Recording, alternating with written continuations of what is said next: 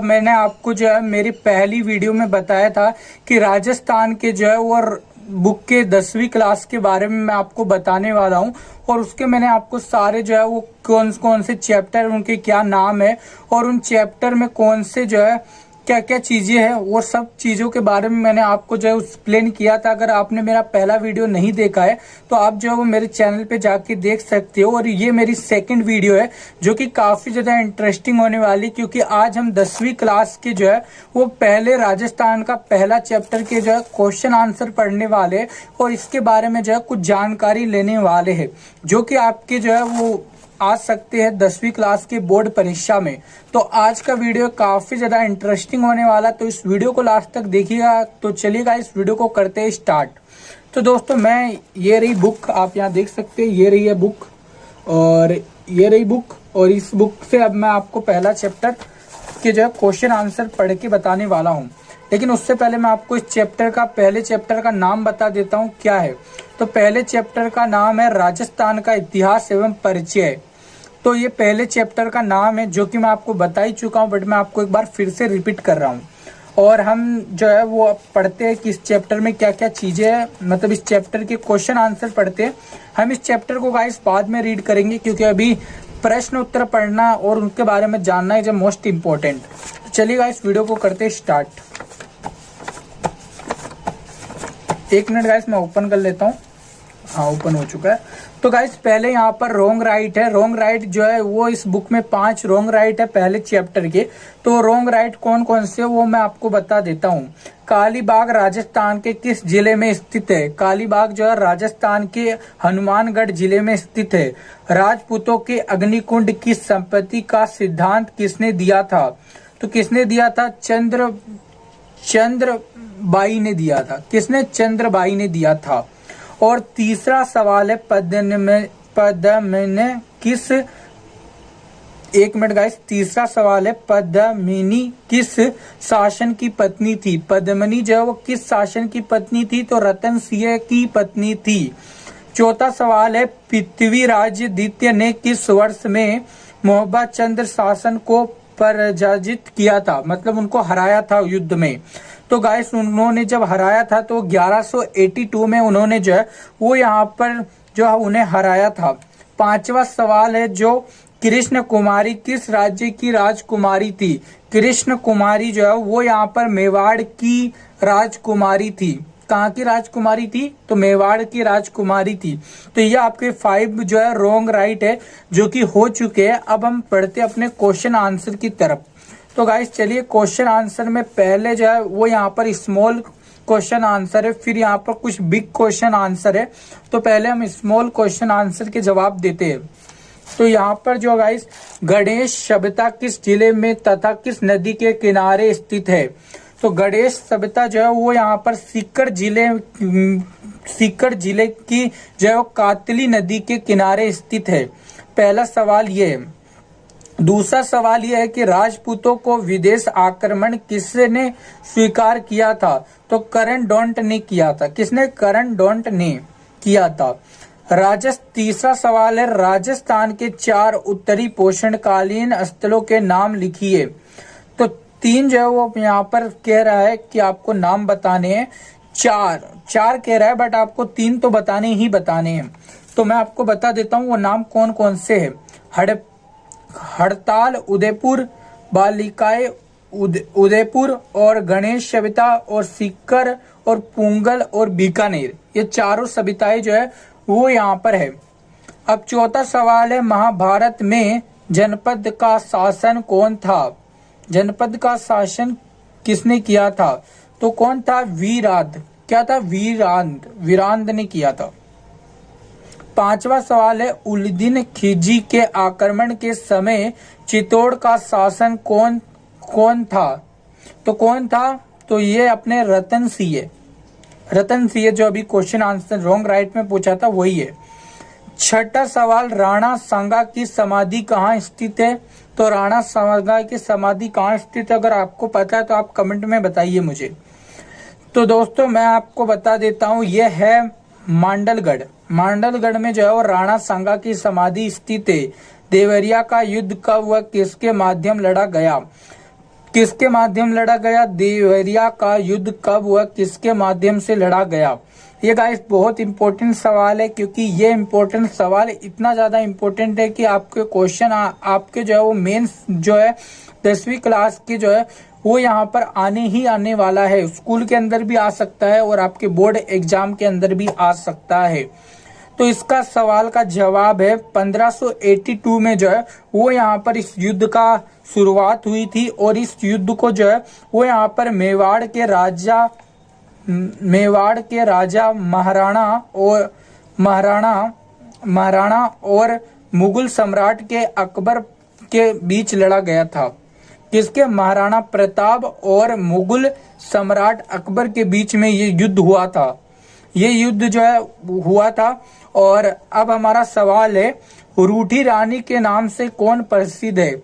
रूठी रानी गाइस, ये राजस्थान की जो है वो एक विशेष रानी थी, और इसका नाम रूठी रानी क्यों है और रूठी रानी के नाम से क्यों प्रसिद्ध थी, ये बहुत बड़ी है और ये सवाल बहुत अच्छा है और ये सवाल आने ही आने वाला है।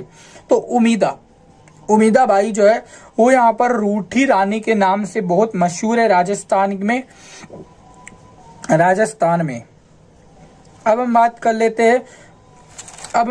लेते हैं जो है वो बिग सवाल्स की। बिग सवाल्स में जो है वो कुछ चीजें होने वाली और कुछ चीजें हैं जो मैं आपको बताने वाला हूं, और कुछ चीजों के मैं क्वेश्चन आंसर भी आपको बता दूंगा। और जो बहुत सारे क्वेश्चन आंसर मेरे पास आंसर नहीं होंगे, क्वेश्चन है आंसर नहीं है, तो वो आपको खुद को जो है वो गाइस ढूंढना होगा।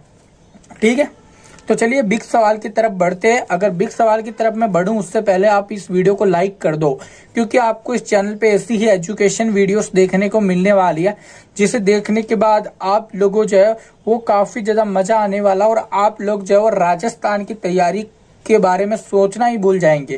क्योंकि मैं आपकी तैयारी ऐसी करवा देने वाला हूं कि आपके जो वो 80 नंबर्स तो कहीं नहीं गए, और 20 नंबर्स तो आपको स्कूल की तरफ से मिल ही जाने वाले।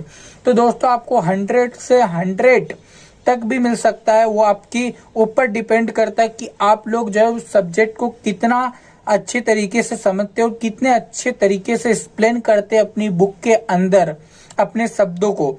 तो दोस्तों ये सब चीजें तो आपको करनी होगी, लिखने तो मैं आऊंगा नहीं, वहां लिखना तो आपको ही पड़ेगा।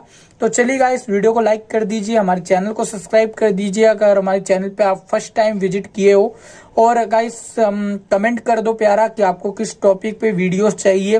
मैं सेकंड चैप्टर भी जल्दी हम जो है वो ला देंगे। तो अभी हम बात कर लेते हैं बिग सवाल की, जो कि चीजों के बारे में। तो चलिए गाइस वीडियो को करते हैं स्टार्ट। तो दोस्तों 1 मिनट में आपको कहना चाहूंगा कि मैं इसके कुछ सवाल के जवाब जो है वो आपको मोबाइल से निकाल के देने वाला हूं, तो उसके लिए आपको कुछ मिनट का वेट करना होगा। तो वेट यू, मैं आता हूं जल्दी, मतलब मोबाइल मेरा नीचे पड़ा है, मैं उसको लेके आता हूं। गाइस मैं आ चुका हूं, मेरा मोबाइल मिल चुका है, और इस मोबाइल से मैं आपको अभी सारे क्वेश्चंस बताने वाला हूं। और गाइस इस वीडियो को लास्ट तक जरूर देखना, क्योंकि आप इस वीडियो को आधी देख के जाओगे तो आपका कभी भी कोई भी बेनिफिट नहीं होने वाला है। आपकी सारी पढ़ाई धरी की धरी रह जाएगी जब क्वेश्चन आंसर आपसे जो है वो पूछे जाएंगे। तो हमारा पहला सवाल है, मैं यहाँ मेरा मोबाइल ला चुका हूँ और मैं इस मोबाइल से आपको कुछ क्वेश्चन बताने वाला हूँ, क्योंकि मेरे पास अभी पासबुक नहीं है तो मैं आपको बता नहीं सकता हूँ, बट इस चीज़ों के बारे में आपको सारी जानकारी देने वाला हूँ। क्योंकि मेरे पास अभी बुक नहीं है इसकी, मतलब पासबुक नहीं है, तो इसलिए मुझे आपको जो है वो खुद मोबाइल से बताना पड़ रहा है। और पढ़ाई जो मोस्ट इम्पोर्टेंट, मैं मोबाइल से बता रहा हूँ इसका मतलब ये नहीं मुझे आता नहीं है, मैं कहीं गलत ना बता दूँ इस तक की वजह से मैं आपको ऐसे बता रहा हूँ। ठीक है गाइस, चलिएगा इस वीडियो को करते स्टार्ट। बिग सवाल जो है वो करते स्टार्ट, और बिग सवाल में जो है वो 6 सवाल है। तो बिग सवाल में 6 सवाल है, तो हम 6 सवालों में से के जवाब देते हैं। पहले सवाल से हम शुरुआत करते हैं। पहला सवाल क्या बोलता है? मुगल काल में राजस्थान सभ्यता प्रथम के क्या परिवर्तन दृष्टिकोण हुई? तो पहला सवाल है, मुगल काल में राजस्थान की सभ्यता प्रथा में क्या परिवर्तन दृष्टिगोचर हुआ? तो इस सवाल का जवाब ये बता रहा है, मैं आपको बता देता हूँ। मुगल में राजस्थान की संस्कृति और सभ्यता में कई महत्वपूर्ण परिवर्तन हुए। समिति वस्तु में बदलाव हुए, जैसे भूमि में बदलाव हुआ, परिणाम में बदलाव हुआ, परिवर्तन और संस्कृति आदान प्रदान के जो है वो मुख्य उदाहरण कौन कौन से थे? तो यहाँ पर जमीन है, संस्कृति है, उन सभी में बदलाव हुए जो कि राजस्थान के मुगलों ने किए। चित्रकला में भी बदलाव किया था मुगलों ने। तो दोस्तों हमारे संगीत, हमारी भाषा, इन सभी में जो है मुगलों ने जो राजस्थान में बदलाव किए थे। तो हमारा दूसरा सवाल जो है वो तुंगा के युद्ध में 1787 की पर एक टिप्पणी लिखिए। तो आपको एक टिप्पणी देनी है और मेरे पीछे बहुत बारिश हो रही है, लेकिन तो भी मैं वीडियोस बना रहा हूँ क्योंकि वीडियो बनाना जरूरी है, क्योंकि वीडियोस बनाने से आपको एजुकेशन मिलेगी और एजुकेशन जो है मेरी वजह से कोई कुछ सीख पाए, इससे बड़ी बात मेरे लिए कुछ नहीं है। तो अभी हम सेकंड सवाल की तरफ बढ़ते। तुंगा के युद्ध 1787 पर संबंधित टिप्पणी लिखिए। तो गाइस, तुंगा के युद्ध में 1787 ईस्वी पर टिप्पणी लिखिए, ये हमारा दूसरा सवाल है। तो ये इस सवाल का जवाब है तुंगा के युद्ध में जयपुर के महाराजा सवाई प्रताप सिंह और मराठा मांधाजी सिंधियों के बीच में 28 जुलाई 1787 को तुंगा मंदुका के मैदान में लड़ाई लड़ी गई थी और इसलिए इसे तुंगा की लड़ाई कहा जाता है। यह लड़ाई सुबह 9 बजे से शुरू हुई और सूर्यास्त के 1 घंटे बाद तक चली थी। सूर्यास्त मतलब सुबह 9 बजे से लगा के जो रात के 7-8 बजे तक ये लड़ाई चली थी, मतलब ऑलमोस्ट आप 10 से 12 घंटे लड़ाई लड़ी गई थी। और किन के बीच लड़ी गई थी? तो जयपुर के महाराजा सवाई प्रताप सिंह और मराठाओं के जो है वो महाजिन सिंधियों के बीच में लड़ी गई थी। तो ये आपका दूसरा सवाल है। और तीसरा सवाल क्या है? हुडन सम्मेलन असफल रहा, इसका क्या साहित्य है? तीसरा सवाल है हुडा सम्मेलन क्यों असफल रहा, कारण साहित्य समझाइए। तो हुडा सम्मेलन क्यों असफल रहा, कारण साहित्य समझाइए। यह आपका तीसरा सवाल है गाइस। हुडा सम्मेलन मराठाओं के आक्रमण के दौरान आयोजित किया गया था, लेकिन आपसी भेद और विश्वास की कमी के कारण यह युद्ध असफल रहा। किसके कारण? तो आपसी भेद, जैसे हमारे हो जाता है, जैसे हमारे परिवार में किसी ने कुछ हमें कह दिया तो हमारी अपने परिवार से लड़ाई होगी, वैसे राजाओं के जो है वो आपसी संबंध अच्छे नहीं होने के कारण एक दूसरे पे राजा भरोसा नहीं कर रहे थे, उसके कारण ये हुडा सम्मेलन जो है वो असफल रहा। और हम गाइस ये हुडा सम्मेलन असफल रहा। और इस हुडा सम्मेलन की एक और चीज मैं आपको बताने वाला हूँ। हुडा सम्मेलन जो है 17 जुलाई 1734 को भीलवाड़ा जिले में लड़ी गई थी। हुडा गांव में आयोजित किया गया था। हुडा सम्मेलन जो है भीलवाड़ा के हुडा गांव में आयोजित किया गया था। इसका मुख्य उद्देश्य था कि मराठाओं के आक्रमण को रोकना और राजपूतों को राज्यों को एकीकृत करना, मतलब सभी राजाएं जो राजपूत थे उनको एक साथ रखना। सम्मेलन में मेवाड़, जोधपुर, उदयपुर, कोटा, बीकानेर, बूंदी, करौजी, नागौर, सिवाईपुर, किशनगढ़ आदि राज्यों के शासन शामिल थे, मतलब उनके राजा, उनके महामंत्री शामिल थे इसमें। सम्मेलन की अध्यक्षता मेवाड़ के महाराणा जगत सिंह द्वितीय ने की थी, जबकि जयपुर के सवाई जय सिंह ने इसकी आयोजित किया था। असफल होने के कारण आपसी अविश्वासी राजपूत शासनों के बीच में आपसी में अविश्वास के कारण जो है वो एक दूसरे पे भरोसा नहीं कर पाने के कारण ये जो है वो हुडा सम्मेलन असफल रहा, जो कि भीलवाड़ा में हुआ था। निजी व्यवस्था मतलब कई शासनों ने अपने निजी व्यवस्थाओं को डूबते हुए देखकर सार्वजनिक हित के लिए काम करने को तैयार नहीं हुए।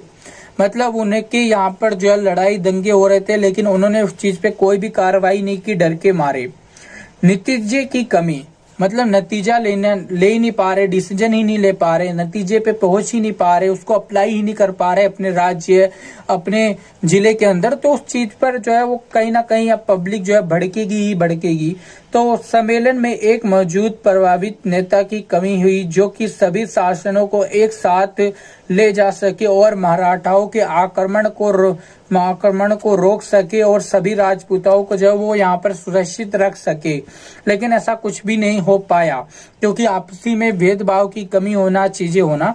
और ये प्रश्न बहुत बड़ा है जो कि तीसरा, तो मैं आपको इस तीसरे चैप्टर के बारे में सब कुछ बताने वाला हूँ। तो गाइस कोई भी जो है वो निर्णय नहीं हुआ, मराठा जो है वो शक्तिशाली थे इसीलिए राजपूत राजा डर रहे थे और यहाँ पर जो है ये सब चीजें हुई। और एक दूसरे पे एक बातें ना मानना, एक दूसरे पे भरोसा ना करना, ऐसी ऐसी चीजें हुई। तो दोस्तों ये मैंने आपको बता दी है, इसके कुछ है, मैंने आपको 15 क्वेश्चंस मैंने इस वीडियो में बता दिए। तो गाइस अब इसका सेकंड पार्ट आने वाला जो कि फर्स्ट का ही सेकंड चैप्टर होने वाला है। तो दोस्तों आज की वीडियो में बस इतना ही। अगर वीडियो पसंद आई है लाइक करिए, हमारे चैनल को सब्सक्राइब कीजिए। मैं फिर मिलता हूँ एक और वीडियो में, तब तक के लिए बाय।